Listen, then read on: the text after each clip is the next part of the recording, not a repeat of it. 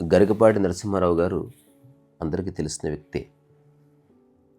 ఆయన రకరకాల విషయాలు చెప్తూ ఉంటారు. ఒకసారి ఆయన ఒక మాట అన్నారు, అవసరమైతేనే మాట్లాడు, ఎవరైనా అడిగితే చెప్పాలనిపిస్తేనే చెప్పు, ఎదుటి వ్యక్తి అర్థం చేసుకోవాలనే స్థితిలో ఉంటే వాళ్ళతో మాత్రమే మాట్లాడు, ప్రతి విషయానికి స్పందించాల్సిన అవసరం లేదు.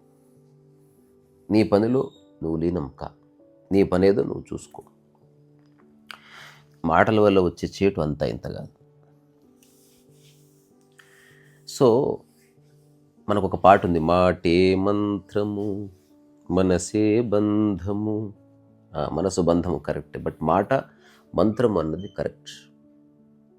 ఏ మాట అయితే ఒక పూర్తి ఇంటగ్రిటీతో మనం చెప్తామో అదే మంత్రం అవుతుంది అని.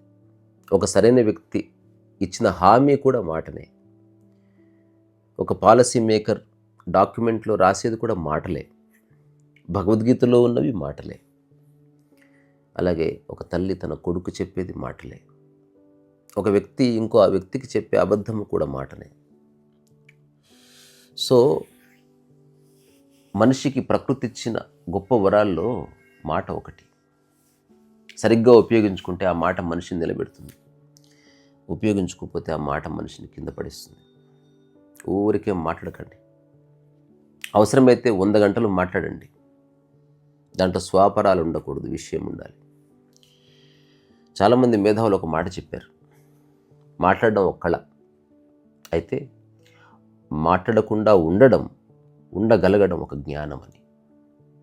జెన్లో కూడా చెప్తారు ఇది. పని చేయడం చాలా చిన్న విషయం, పని చేయకుండా ప్రశాంతంగా ఉండగలగడం కూడా నిజమైన జీవన విధానాల్లో అదొకటి. సో మౌనం చాలా గొప్పది, దాన్ని మిస్ చేసుకోవద్దు. ఏకాంతం చాలా గొప్పది, దాన్ని మిస్ చేసుకోవద్దు. జీవితాన్ని ఉత్తమ మాటలను నింపొద్దు. మాటలకు ఆచరణ తోడవ్వాలి. ఎవరైతే ఆచరిస్తున్నారో వాళ్ళు ఎక్కువ మాట్లాడే అవకాశం లేదు. వాళ్ళు ఒకవేళ మాట్లాడితే సబ్జెక్టివ్గా అనంతంగా మాట్లాడతారు, కానీ పర్సనల్గా ఏముండదు. సో ఎక్కువగా విను, తక్కువగా మాట్లాడు. ప్రతి మనిషి ప్రతిరోజు కొన్ని వేల మాటలు మాట్లాడతాడు, అందులో చాలా వరకు అనవసరమైనవే అని చాలామంది గుర్తించరు కూడా. మీరు గుర్తిస్తున్నారా? మనం చాలాసార్లు ఎందుకు మాట్లాడతాం? మన ఈగో ప్రదర్శించుకోవడానికి, నాకేదో తెలుసు అని ప్రూవ్ చేసుకోవడానికి, మన ఒపీనియన్ అవసరం ఉందా లేకున్నా పక్కవాడికి చేరవేయడానికి, లేదా పక్కవాడిని కరెక్ట్ చేయడానికి. జ్ఞానం ఉన్న వాళ్ళు ఎవరైనా సరే మాటల విషయంలో చాలా కేర్ఫుల్గా ఉంటారు. ఒక ఫేమస్ గ్రీకు తత్వవేత్త ఎపిక్టటస్ ఒక మాట అన్నాడు, మనకు 2 చెవులు 1 నోరు ఉంది, దాని అర్థం ఏంటో తెలుసా? మాట్లాడిన దానికంటే 2 రెట్లు ఎక్కువ వినాలి అని చెప్పడానికి. ఇది చాలా గొప్ప అబ్జర్వేషన్. ఎందుకంటే మాట్లాడేవాడు విషయాన్ని అర్థం చేసుకోలేడు. ఎందుకంటే మాట్లాడుతున్నప్పుడు నువ్వు ఎరుకలో ఉండవు, మైండ్ రోల్ అవుతూ ఉంటుంది, కానీ వింటున్నప్పుడు మైండ్ అప్రమత్తంగా ఉంటుంది. అందుకే సంగీతం వినడం వల్ల వస్తుంది, నిజమైన జ్ఞానం శ్రవణం వల్లే వస్తుంది. మనకు ఒకప్పుడు స్మృతులు కూడా ఉండేవి. ఆదిశంకర్ల వారి శృతి పురాణానాం ఆలయం కరుణాలయం అంటారు కదా. సో ఫస్ట్ శృతి, ఆ తర్వాత స్మృతి. సో ఎక్కువగా ఎవరన్నా మాట్లాడుతున్నారంటే అతను ఏమీ చేయట్లేదని. దాని అర్థం ఆచరించేవాడు మాట్లాడితే వాడు ఆచరించే విషయాలు చేస్తూ చెప్తాడు, ఆచరించని వాడు ఆలోచిస్తూ చెప్తాడు. రెండింటికి చాలా తేడా ఉంది. అందుకని కన్ఫ్యూజ్ అవ్వద్దు. ఆల్బర్ట్ ఐన్స్టీన్ కావచ్చు, ఓషో కావచ్చు, they have spoken so much, Krishnamurthy, but వాళ్ళు ఒక రైట్ పర్పస్తో మాట్లాడారు. జస్ట్ మాట్లాడలేదు, వాళ్ళు అలా జీవించారు. వాళ్ళ జీవన విధానాన్ని ఒక మాటగా మార్చారు. లావోత్సు ఒకసారి ఇట్లా అన్నాడు, he who knows does not speak, he who speaks does not know. మీరు గమనించారు లేదు, ఎక్కువగా మాట్లాడే వాళ్ళకి కంటెంట్ ఉండదు. ఎప్పుడు ఆ విషయము, India cricket match, politics, Instagram reel, వంట గురించి కోతిలాగా ఒకదాని నుంచి ఒకదానికి జంప్ అవుతూ ఉంటారు. అట్లా కాకుండా మీరు నిజంగా మాట్లాడాలి అనుకుంటే, మీరు ఏదైతే సాధన చేసే అంశాలు ఉన్నాయో, మీరు ఏవైతే ఆచరిస్తున్నారో వాటి గురించి మాట్లాడండి. ఎవరైనా వాటి గురించి చెప్తే వినండి. మీ మనసులో ఒక తెలియని ఆర్టికులేషన్ వస్తుంది, చాలా స్పష్టత వస్తుంది. నిజంగా తెలుసుకునేవాడు తెలుసుకున్నంత వరకు చెప్పి ఆ తర్వాత అక్కడితో ఆగిపోతాడు. కానీ ఊరికే ఆలోచించేవాడు ఏది పడితే అది మాట్లాడతాడు, ఏ అవగాహన ఉండదు. నేను నా జీవితంలో చాలామందిని చూశాను అట్లా. సరైన ప్రశ్న ఇస్తే వాళ్ళ దగ్గర జవాబు ఉండదు, తడబడతారు.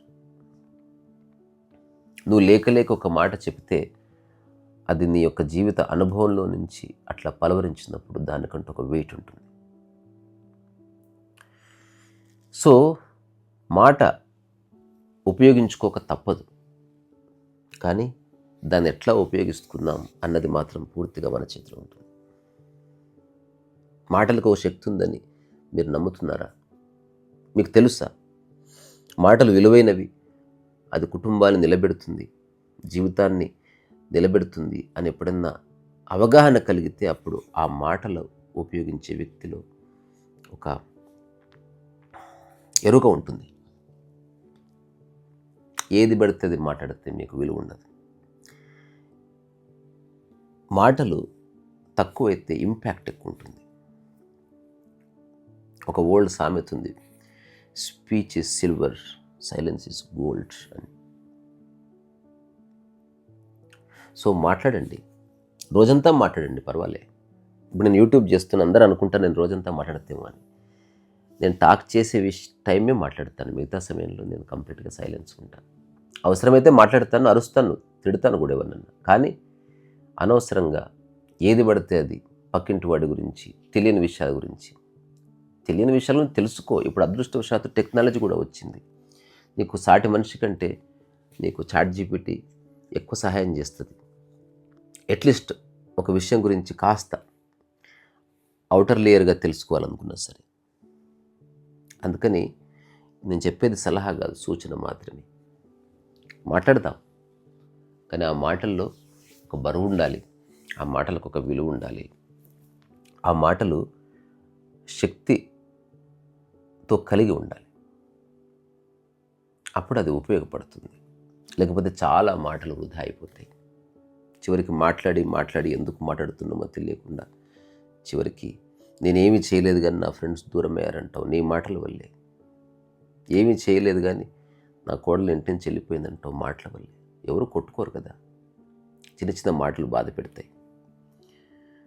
అందుకే కొందరు గురువులు చెప్పిన సలహా ఏమిటంటే, మాట్లాడే ముందు ఒక్కసారి ఆలోచించు, ఇది అవసరమా నేను మాట్లాడడం, నిజంగా తెలిసే మాట్లాడుతున్నానా, ఈ మాట్లాడుతున్న దాన్ని క్లుప్తంగా ఏమైనా చెప్పగలను.